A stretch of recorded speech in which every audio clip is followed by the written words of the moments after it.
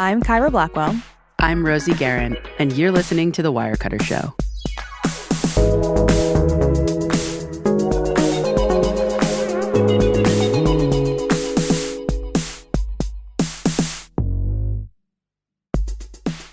Kyra, I'm going on a beach vacation. Oh, okay. Soon. And for the first time, I had this idea that I want to experiment with self-tanner. Do we need to take you to the hospital? Stay with me. Okay. Stay with me. All right. I feel like I've been seeing it on TikTok. I've seen Black women using it, and I never really thought that was a thing. Yeah. I hadn't either, to be honest. I also have been seeing this trend, especially with people who have darker skin tones using it. And I've been scratching my head over it a little bit. I mean, I think there's more knowledge than ever around just how bad the sun exposure is. Yeah. And obviously, tanning beds gets folded into that. Mm-hmm. There are headlines galore about just the popularity of tanning among Gen Z. Mm-hmm. But again, I think it's also bumping up against this information about sun. Yeah. People want to be tanner, but they don't want to fry themselves.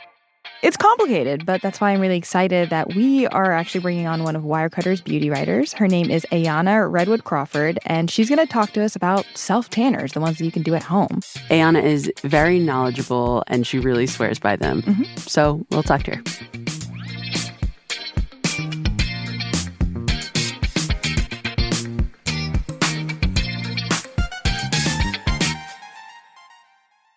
Ayanna, welcome. Hey, thank you. So happy to have you on today. Ayanna, we're talking about self-tanners. Yes, we are. And I just have to address the elephant in the room. Big ol' elephant. Big ol' elephant is that we are three Black people in this room talking about self-tanners. I don't even know if these are for us, so I'm hoping that you could answer this question. I am so excited to answer this question. All right, go ahead. So, yeah, they're for us. They're pretty much for most people. If you are as dark as me, audience, I am a deep, rich brown. It's not going to necessarily tan me, but it is going to even out my skin tone and give me a glow. Because even between the three of us, we all have different skin tones. Should you have different expectations based on your skin tone for what self-tanner can do for you or will do for you? Like, for instance, you said maybe you're going to get more of an even skin tone versus somebody with lighter skin might actually get something closer to a tan. Yeah, so, you'd probably become like a tawny brown to a richer color, but it all depends on the shade that you get in whichever tanner you decide to use. It's usually like light, medium, deep. And then that will decide just how intense that tan becomes, just how deep it gets. Basically, when you reach for a tanner and you're trying to figure out what shade to use, it's not really based off of what your natural skin tone is. So just because I am deep, I'm not always going to have to use a deep self-tanner. It's not like color matching like foundation or something. Right. It's actually about the type of tan that you want. Can we run it back just for a second? I want to know, what initially inspired the guide? I have always had this issue where I pretty much hate the sun. I don't like to be in it. And it's not because I don't want to get darker. It's because I burn no matter what, no matter how much I diligently put on sunscreen. It's just like if I'm out long enough, I'm going to burn somewhere and it's going to be painful for me and my skin. And so what happened to me was that my skin became very uneven. My hands, my forearms are a different color than my chest and my legs. My legs a different color than my face. It's You're like, it's a lot going on. Yeah, it's a lot going on over here. And I have always thought about, maybe I'll get a spray tan just to temporarily even things out, especially if I had something to go to and I wanted to show some skin. And I was just like, I don't know about that. I don't think spray tans are for me. So spray tans are different than self-tanning lotion. Oh, yeah. So spray tan for me is what I initially knew. I didn't know that you can do this at home on your own. That just seemed like even more of I don't know, this like, New frontier. yes, a new frontier. I Can was you like, describe what the difference is? I still kind of don't really know. yeah, so the difference between going and getting a spray tan professionally done and using a self tanner at home is the difference between going to a salon to get your hair dyed versus dyeing your hair at home with a box dye. It's the same active ingredient, which is DHA, or dihydroxyacetone that's making your skin brown, but it's just you're doing it yourself. So self-tanners you're baking yourself with Yeah, DHA. how do they work? Oh, it's called the Maillard reaction, and it's really it's like browning and cooking. When you're browning a chicken, it's like sugar's browning. Wait, explain. Yeah. Explain. Like I'm 5. Explain the Maillard reaction. Okay, so DHA is a plant-derived chemical. It's a sugar, basically. And when you put it on your skin, it interacts with the amino acids that are on the surface of your skin. And once it starts to do that, it makes your skin brown. And then you just continue to let it brown and then you wash it off. Yes.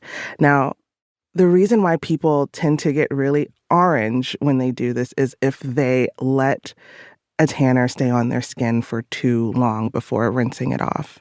So back to your testing. When you did do your testing on self-tanners, you, I imagine, had a whole array of different types of folks. How did you figure that out? How did you determine who you would have test these? Well, yeah, we definitely knew that we wanted darker skinned people. We wanted medium tan people, and we wanted, pale people. Since everyone can wear self-tanner, we wanted to make sure they were represented in testing. And that was how I actually found out that our gradual tanner pick, the Jergens, doesn't take 3 days to see. It actually takes a little bit longer, like up to 6 days to see on a medium tan to deeper skin-toned person. Wait, so what exactly are gradual self-tanners? Okay, so first of all, they contain a lower concentration of DHA, and they usually come in a lotion or liquid format, which is really, really hard to mess up putting on because you can put it on exactly like a regular body lotion. And if for any reason you're like, oh, I put way too much on this arm than the other one, the concentration of DHA is so low that it's not super noticeable. Yeah. And then the next day you can just put less on that arm. Yeah. It's buildable. Because they're buildable, that means you have to apply it for several consecutive days to get noticeably darker. What's great about this is that it gives the wearer more control over how deep they go with the development of the color. I'm curious. I assumed that self-tanner is synonymous with bronzer. Is that true? Well, bronzer is way more temporary. It is just, something that's on the surface of your skin, and then you rinse it off. The DHA is also temporary, but lasts way longer, from like 5 to 7 days. Got it. Are there bronzers that you can just use as a bronzer, like for one day, and then you just... Sure, but that's body makeup. The guide color that goes on, if you use a self-tanner that, if you pump it out and there's a color to it, that is a guide color, and that is a temporary bronzer. And the purpose of having a guide color is to show the user just how much they're putting on and where they're putting it so that they're not putting way too much in one area. And so guide color is temporary. You leave it on while the DHA absorbs into your skin underneath for about 8 hours. Most foam formatted traditional tanners take about 8 hours.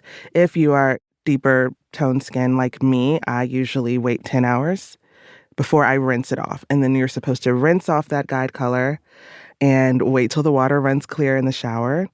And then the DHA that's that's absorbed into your skin, that top layer of your skin, it'll continue to brown and develop for about 24 hours after that.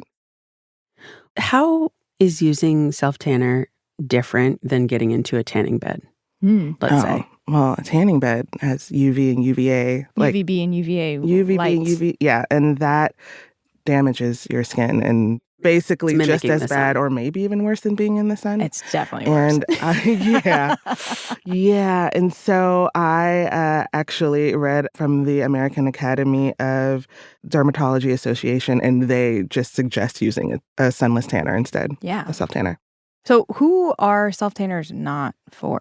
People probably with active eczema, with really reactive skin.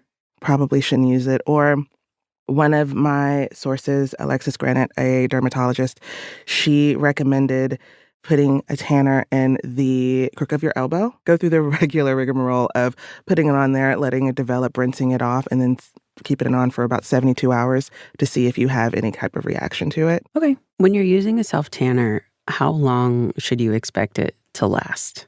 You should expect it to last from 5 to 7 days. So to recap, because we just learned a lot here, self-tanners are better for you and your skin than just baking in the sun, and they're really good if you want to do it at home too. So you don't have to go to a professional salon and get spray tanned, and it sounds like self-tanners are really for everybody, no matter what shade you are. As long as you don't have a sensitive skin issue or you're not actively allergic to it, you could benefit from a self-tanner if you're just looking to even your skin tone out or deepen your shade. Okay, so we're going to take a quick break, and then when we're back, we're going to talk about best practices when it comes to application and maintenance, plus which self-tanners Ayanna recommends. Be right back.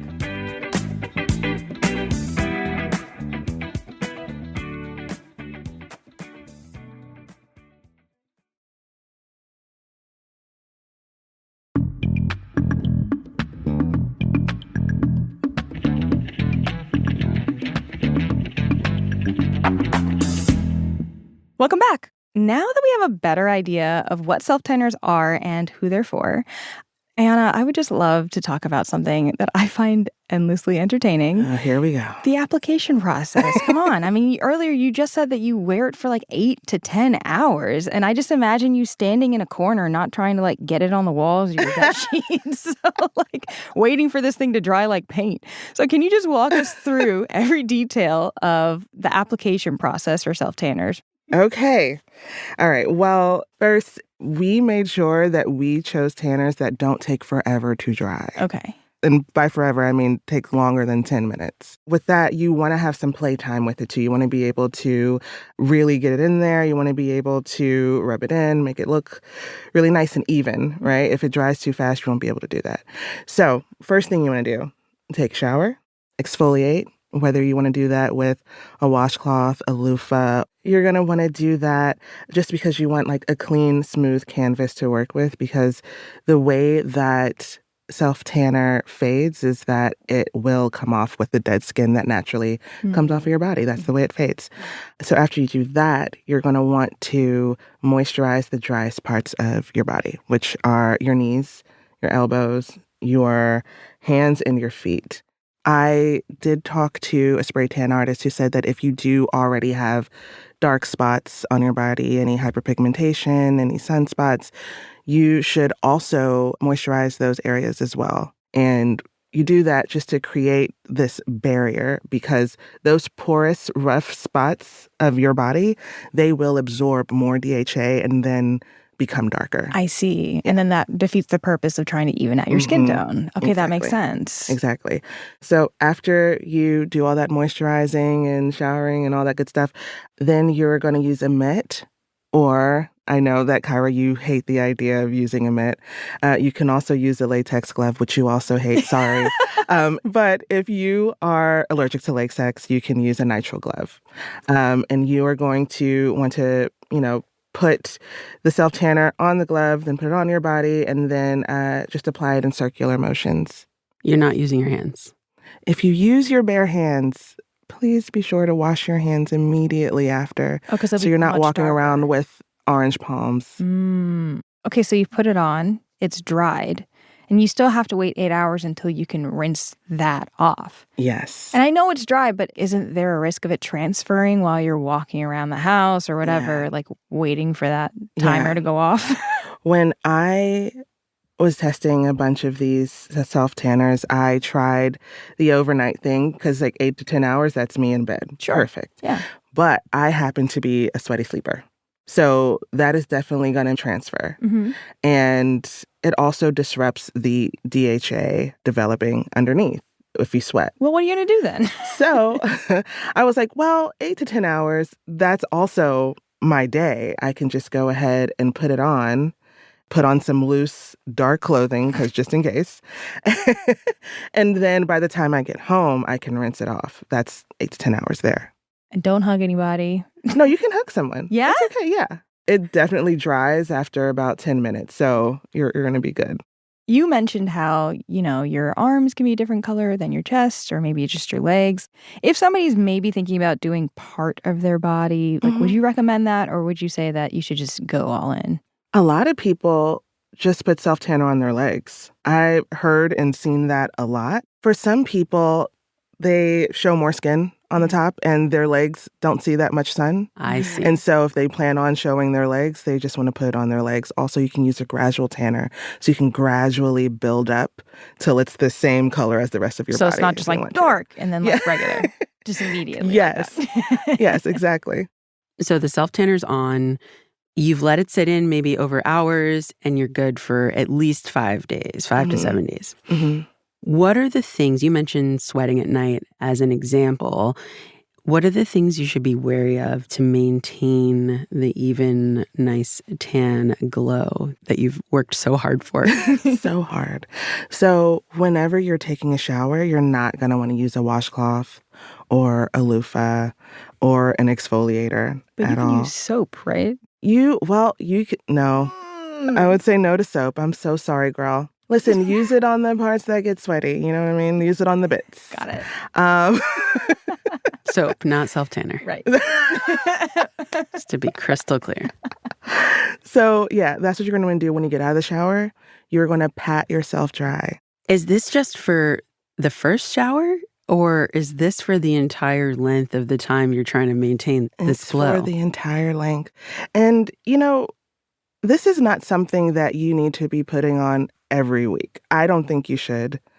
This is my opinion, just because you're not exfoliating your body. You're not washing properly, and that can lead to a lot of weird skin stuff that you don't want. You might start breaking out. I mean, you're not washing and exfoliating for weeks on end if you're putting it on week after week. So this is an intentional thing, maybe for an occasion, maybe for a season. Yeah, I would suggest taking a few days to a week off in between applications so that you can be washing and exfoliating properly in between. But what happens, let's say you don't like the color that you are, maybe you're just tired of this high maintenance. How do you take it off? Oh, yeah. Well, you can always exfoliate. You can scrub and do all things you're not supposed to do. And then there are things on the market that are used to remove self-tanners. You can find one of those and use those. Can you use self-tanner on your face? You can use self-tanner on your face if it explicitly says so on the bottle. If it doesn't say you can use it on your face, don't do it. These products are made with specific pHs in mind and things that would work on your body and not your face. So you wouldn't want something like this getting in your eye. Can you use any of the picks in the guide on your face or no? Oh, yes. You can use the Norvell on your face. That's the only one. That's the only one. Okay, Ayanna, we want to do a little rapid lightning round with you. Oh, God, okay. So we're going to give you a scenario, and then you're going to tell us your best self-tanner recommendation for the situation and why. Okay. Yeah, ready? All right, let's go. Okay. Someone who's never used a self-tanner before and doesn't read instructions well, what would you recommend for them? I would recommend our pick, the Jergens Natural Glow Daily Moisturizer. It is a gradual tanner. You apply it the same way you would as a traditional body lotion, and you don't have to do all the prep work that you need to do with a traditional format of self-tanner. So you don't have to do the big exfoliation and the moisturizing. You do have to be clean. But you can, after your shower, you can apply it regularly.